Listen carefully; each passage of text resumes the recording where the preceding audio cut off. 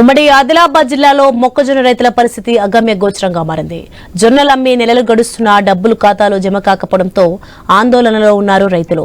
Kharif season ప్రారంభం కావడంతో వడ్డీ వ్యాపారుల చుట్టూ ప్రదక్షిణలు చేస్తున్నారు. ఉమ్మడి జిల్లాలో జొన్న డబ్బులు 180 కోట్లు రాక రైతులు కంటతడి పెడుతున్నారు.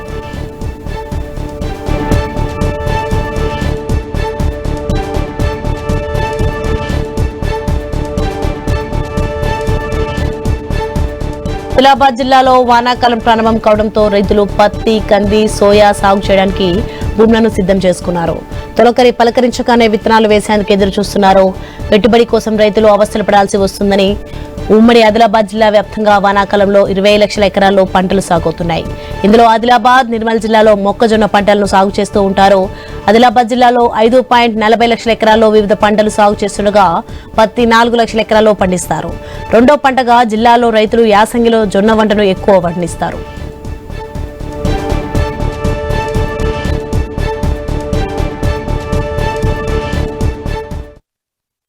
రెండు నెలల జొన్నలమ్మి ఇంతవరకు జొన్నల పైసలు లేవు. మళ్ళీ రుణమాఫీ కాలేదు ఇప్పటిదాకా. ఆసారి కేసీఆర్ కాలేదు, ఇప్పుడు రేవంత్ రెడ్డి వచ్చినప్పుడు సుగా ఏమాత్రం రుణమాఫీ కాలే. మళ్ళీ రైతు బంధు వాళ్ళే నడమ ఒకసారి ఎగబెట్టిండు ఆసారి.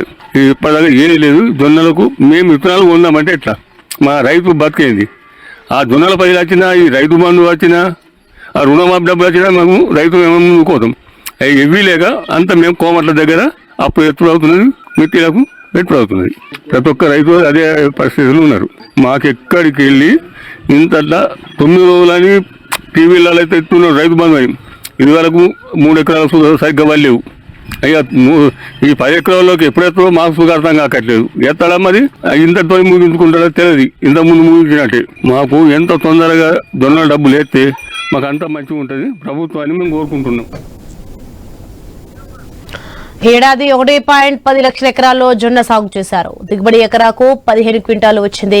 జిల్లా వ్యాప్తంగా మార్క్ఫెడ్ ఆధ్వర్యంలో 12 కొనుగోలు కేంద్రాలను ఏర్పాటు చేసిన ప్రభుత్వం వంటను కొనుగోలు చేసింది.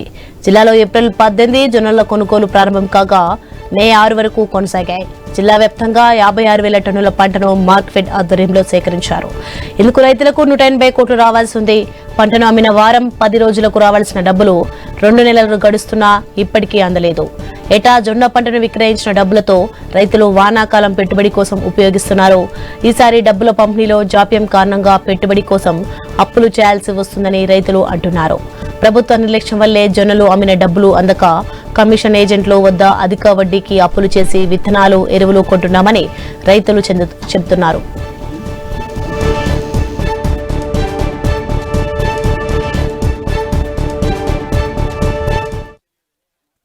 ప్యాక్స్ ద్వారా అదేవిధంగా జిల్లా స్థాయిలో జొన్నల సాగు విస్తీర్ణాన్ని ఆదిలాబాద్ జిల్లాలో 110,000 ఎకరాల వరకు సాగు చేస్తున్నటువంటి రైతాంగానికి పంట సాగు చేసిన దాదాపుగా 14 లక్షల క్వింటాల వరకు మార్కెట్ ఆధ్వర్యం నుండి ప్యాక్స్ కమ్మినటువంటి దాఖలాలు జొన్న పంట ఉంది. కానీ ఇప్పటి వరకు అప్పటి నుంచి ఇప్పటి వరకు దాదాపు 55 రోజులు గడుస్తున్నా జొన్న పంట అమ్మినా గానీ రైతులు ఆ జొన్న డబ్బుల కోసం వేచి చూస్తున్నటువంటి సందర్భం చాలా కోకోలుగా కనిపిస్తుంది. రాష్ట్ర ప్రభుత్వం చెప్పినటువంటి దాంట్లో ఒక పక్కనేమో పంట రుణమాఫీ ఇవ్వాలి, మరొక పక్కనేమో రైతు భరోసా ఇస్తామన్నా రైతు భరోసా రానటువంటి పరిస్థితి ఉంది.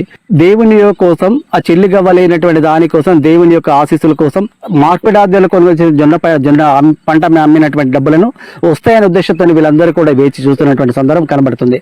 జొన్న రైతులకి తొందరగా డబ్బులు ఇచ్చి ఇవ్వాలి, లేకపోతే మేము గ్రామాన్ని కావచ్చు, లేకపోతే జిల్లా స్థాయిలో, మండల స్థాయిలో కలెక్టరేట్ ముట్టడి యొక్క దిగ్బంధాన్ని కూడా చేస్తామని చెప్పేసి మేము రాష్ట్ర ప్రభుత్వాన్ని ఇక నిర్మల్ జిల్లా వ్యాప్తంగా 40,000 ఎకరాల్లో ఎండాకాలం పంటగా జొన్న సాగైంది.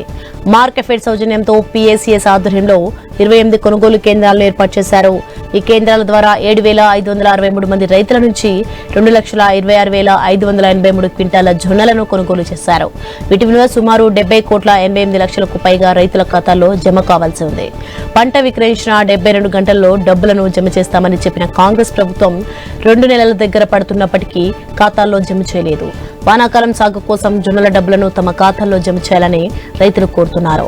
వ్యవసాయం మీదనే ఆధారపడిన రైతులకు సకాలంలో పంట డబ్బులు ఇవ్వకపోవడం, ప్రభుత్వం ఇస్తానన్న రైతు భరోసా కూడా ఆలస్యంగా ఖాతాలో జమ కావడంతో ట్రాక్టరు, కూలీలు, విత్తనాల కోసం ఎప్పటిలాగే అప్పులు తేవాల్సి వస్తుందని అప్పులు చేసి విత్తనాలు, ఎరువులు కొంటున్నామని వాపోతున్నారు రైతులు.